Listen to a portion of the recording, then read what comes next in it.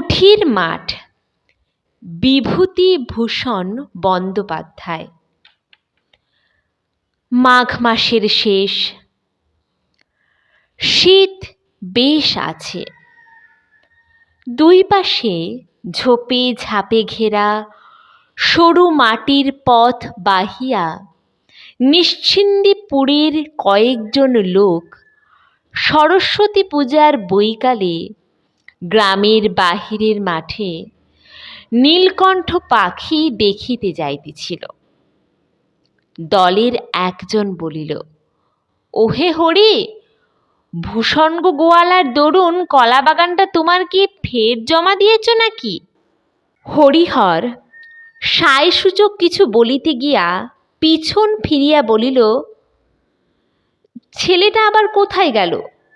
ও খোকা, খোকা! পথের বাঁকের আড়াল হইতে একটি ৬-৭ বছরের ফুটফুটে সুন্দর ছিপছিপে চেহারার ছেলে ছুটিয়া আসিয়া দলের নাগাল ধরিল। হরিহর বলিল, আবার পিছিয়ে পড়লে এরই মধ্যে? নাও, এগিয়ে চলো। ছেলেটা বলিল, বনের মধ্যে কি গেল বাবা? বড় বড় কান। হরিহর প্রশ্নের দিকে কোনো মনোযোগ না দিয়া নবীন পালিতের সঙ্গে মৎস্য শিকারের পরামর্শ আঁটিতে লাগিল। হরিহরের ছেলে পুনরায় আগ্রহের সুরে বলিল, কি দৌড়ে গেল বাবা বনের মধ্যে? বড় বড় কান। হরিহর বলিল, কি জানি বাবা, তোমার কথার উত্তর দিতে আমি আর পারিনি। সেই বেরিয়ে অবধি শুরু করেছ এটা কি ওটা কি, কি গেল বনের মধ্যে তা কি আমি দেখেছি? নাও, এগিয়ে চলো দেখি। বালক বাবার কথায় আগে আগে চলিল। হঠাৎ এক উলু খড়ের ঝোপের দিকে আঙুল তুলিয়া চিৎকার করিতে করিতে ছুটিয়া গেল। ওই যাচ্ছে বাবা, দেখো বাবা, ওই গেল বাবা, বড় বড় কান, ওই। তাহার বাবা পিছন হইতে ডাক দিয়া বলল, কাঁটা কাঁটা কাঁটা। পরে তাড়াতাড়ি আসিয়া খপ করিয়া ছেলের হাতখানি ধরিয়া বলিল, আহ, বড্ড বিরক্ত করলে দেখছি তুমি। 100 বার বারণ করছি, তা তুমি কিছুতেই শুনবে না। ওই জন্যেই তো আনতে চাচ্ছিলাম না। বালক উৎসাহে ও আগ্রহে উজ্জ্বল মুখ উঁচু করিয়া বাবার মুখের দিকে তুলিয়া জিজ্ঞাসা করিল, কি বাবা? হরিহর বলিল, কি তা কি আমি দেখেছি? শুয়োর টুয়োর হবে, নাও চলো, ঠিক রাস্তার মাঝখান দিয়ে হাঁটো। শুয়োর না বাবা, ছোট্ট যে। পরে সে নিচু হইয়া দৃষ্ট বস্তুর মাটি হইতে উচ্চতা দেখাইতে গেল। চলো চলো, হ্যাঁ আমি বুঝতে পেরেছি, আর দেখাতে হবে না, চলো দেখি। নবীন পালিত বলিল, ও হলো খরগোশ খোকা, খরগোশ। এখানে খড়ের ঝোপে খরগোশ থাকে, তাই। বালক বর্ণ পরিচয়ের ক্ষয়ে খরগোশের ছবি দেখিয়াছে, কিন্তু তাহা যে জীবন্ত অবস্থায় এরকম লাফাইয়া পালায় বা তাহা আবার সাধারণ চক্ষুতে দেখিতে পাওয়া যায়, এ কথা সে কখনো ভাবে নাই। খরগোশ জীবন্ত একেবারে তোমার সামনে লাফাইয়া পালায়? ছবি না, কাঁচের পুতুল না, একেবারে কান নাড়া সত্যিকারের খরগোশ। এই রকমই ভাট গাছ বৈচি গাছের ঝোপে জল মাটির তৈরি নশ্বর পৃথিবীতে এ ঘটনা কি করিয়া সম্ভব হইল, বালক তাহা কোনো মতেই ভাবিয়া টাহর করিতে পারিতেছিল না। সকলে বনে ঘেরা সরু পথ ছাড়াইয়া মাঠে পড়িল। মাঠের মধ্যে বেড়াইতে বেড়াইতে নবীন পালিত মহাশয় একবার এই মাঠের উত্তর অংশের জমিতে শাঁক আলুর চাষ করিয়া কিরূপ লাভবান হইয়াছিলেন সে গল্প করিতে লাগিলেন। ক্রমে তাহা হইতে বর্তমান কালের দুর্মূল্যতা, আষাঢ়ুর বাজারে কুণ্ডুদের গোলদারি দোকান পুড়িয়া যাইবার কথা, গ্রামের দিনু গাঙ্গুলির মেয়ের বিবাহের তারিখ কবে পড়িয়াছে, প্রভৃতি বিবিধ আবশ্যকীয় সংবাদের আদান প্রদান হইতে লাগিল।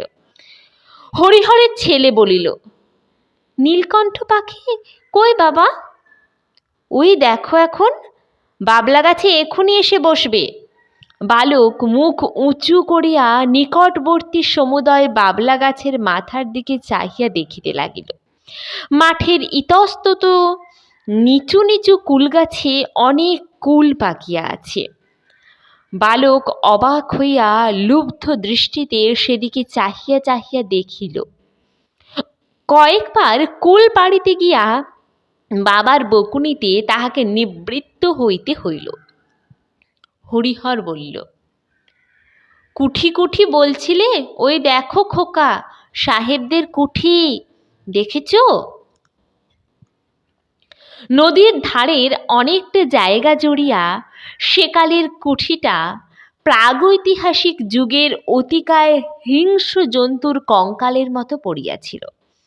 বালক অবাক হইয়া চারিদিকে চাহিয়া চাহিয়া দেখিতেছিল।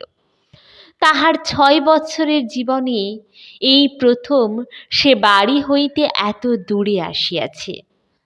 এতদিন ন্যাড়াদের বাড়ি, নিজেদের বাড়ির সামনেটা, বড়জোর রানু দিদিদের বাড়ি, ইহাই ছিল তাহার জগতের সীমা। কেবল এতদিন তাহাদের পাড়ার ঘাটে মায়ের সঙ্গে স্নান করিতে আসিয়া সে স্নানের ঘাট হইতে আবছায়া দেখিতে পাওয়া কুঠির ভাঙা জাল ঘরটার দিকে চাহিয়া চাহিয়া দেখিত। আঙুল দিয়া দেখাইয়া বলিত, মা, ওদিকে কি সেই কুঠি? সে তাহার বাবার মুখে, দিদির মুখে, আরও পাড়ার কত লোকের মুখে কুঠির মাঠের কথা শুনিয়াছে, কিন্তু আজ তাহার প্রথম সেখানে আসা। ওই মাঠের পরে ওদিকে বুঝি মায়ের মুখের সেই রূপকথার রাজ্য। শ্যামলঙ্কার দেশে ব্যঙ্গমা বেঙ্গমীর গাছের নিচে নির্বাসিত রাজপুত্র যেখানে তলোয়ার পাশে রাখিয়া একা শুইয়া রাত কাটায়, ওধারে আর মানুষের বাস নাই। জগতের শেষ সীমাটাই এই। ইহার পর হইতেই অসম্ভবের দেশ, অজানা দেশ শুরু হইয়াছে। বাড়ি ফিরিবার পথে সে পথের ধারের একটা নিচু ঝোপ হইতে একটা উজ্জ্বল রঙের ফলের থলো ছিঁড়িতে হাত বাড়াইল। তাহার বাবা বলিল, হা হা, হাত দিও না, হাত দিও না, আলকুশি আলকুশি। কি যে তুমি করো বাবা, বড্ড জ্বালালে দেখছি। আর কোনোদিন কোথাও নিয়ে বেরুচ্ছি না বলে দিলাম। এক্ষুনি হাত চুলকে হাতে ফোসকা হবে। পথের মাঝখান দিয়ে এত করে বলছি হাঁটতে, তা তুমি কিছুতেই শুনবে না। হাত চুলকুবে কেন বাবা? হাত চুলকুবে, বিষ বিষ। আলকুশিতে কি হাত দেয় বাবা?